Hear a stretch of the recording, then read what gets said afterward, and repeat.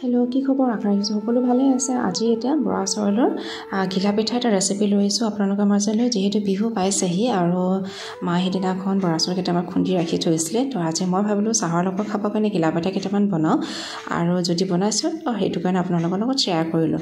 এতিয়া বাৰু বলকচোন বাৰু পিঠাকেইটা কেনেদৰে বনালোঁ আৰম্ভণিৰ পৰা চাই যাওঁ।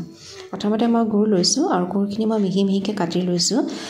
কেতিয়াবা কিন্তু মই কাটি নলওঁ দি, কিন্তু এই গুড় টুকুৰা অকণ বেছি টান আছিলে আৰু কি হয় কাটি ৰাখিলে আৰু পানীৰ লগত ডুবাই ৰাখিলে গুড়খিনি পিঠাটো মানে মিহি হয়, নহ'লে মানে কেতিয়াবা ধৰক অকণমান গুড়টো থাকি গ'লে জ্বলি যায় তেলত দিলে। সেইটো কাৰণে এনেদৰে মিহিকৈ কাটি লৈছোঁ।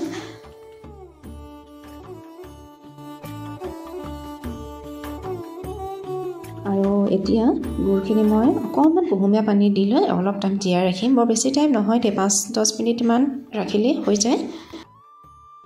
আৰু এতিয়া এখন চেকনিৰ সতাত মই গুড়খিনি ভালকৈ চেকি লৈছোঁ, যাতে গুড়খিনি কিছুমান গোটা গোটা থকা বা কিবা যদি আছে সেইখিনি যাতে পিঠাটোৰ লগত মিলি নাযায়। নহ'লে কি হয় পিঠাটো খাবলৈ অকণমান খাওঁতে অকণমান অলপ টাইট কিবা লাগে, সেইটো কাৰণে এইখিনি চাকি ল'লোঁ।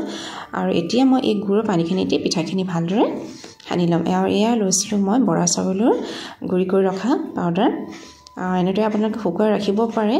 আৰু এয়া গুড়খিনি ভালদৰে এইখিনি মই আটা যেনেকৈ মাৰোঁ ন সেনেকৈ মাৰি লৈছোঁ। আৰু মই অকণমান বেকিং দিছোঁ দেই, সেইটো কিন্তু মই ভিডিঅ'টো কৰা নহ'ল, সেইখিনি দেখুওৱা নহ'ল। এয়া আপোনালোকৰ যিমান অনুপাতত লাগে, কিন্তু বৰ বেছি ঢিলা কৰিব নালাগে বা বৰ বিশেষ টানো কৰিব নালাগে। যিহেতু শুকাই ৰখা পিঠা অকণমান ঢিলা কৰিলে ভাল, তেতিয়া পিঠাটো আপোনালোকে 2-3 দিনলৈকে খাব পাৰে।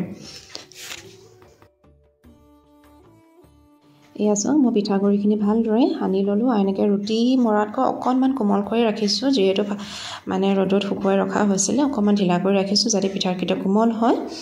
আৰু এইফালে এখন কেৰাহীত মই মিঠাতেল আৰু ৰিফাইন তেল দুয়োটা গৰম হ'ব দিছোঁ। আৰু এতিয়া এখন এখনকৈ পিঠা ইয়াত দি যাম। আৰু পিঠা চেপটো আপোনালোকে হাতত লৈ অকণমান হেঁচি দিলেই হৈ যায়। যেনিবা মই দেখা দিয়া নাই, প্ৰত্যেকেই আমাৰ অসমীয়াসকলে প্ৰত্যেকেই জানে এইটো পিঠা আৰু একদম ধুনীয়াকৈ ফুলি আহে। বিশেষকৈ এইটো পিঠা গৰম গৰমে খাবলৈ মই বিৰাটেই ভাল পাওঁ। মই বুলি নহয়, বহুতেই এইটো পিঠা গৰম গৰমকৈ খাই বৰ ভাল পায়। আৰু যদি কেতিয়াবাকৈ টানো হৈ যায়, আপোনালোকে টাৱা এখনত বা কেৰাহী এখনত তেল নিদিয়াকৈ অকণমান ইলুটিকৈ গৰম কৰি ল'ব, তেতিয়া একদম বনোৱা লগে লগে বনোৱা নিচিনা কোমল হৈ যায়।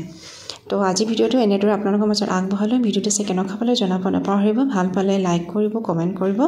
আৰু যদি কোনোবা নতুনকৈ আহিছে মোৰ চেনেলটোলৈ, তো প্লিজ মোৰ চেনেলটো ছাবস্ক্ৰাইব কৰিব।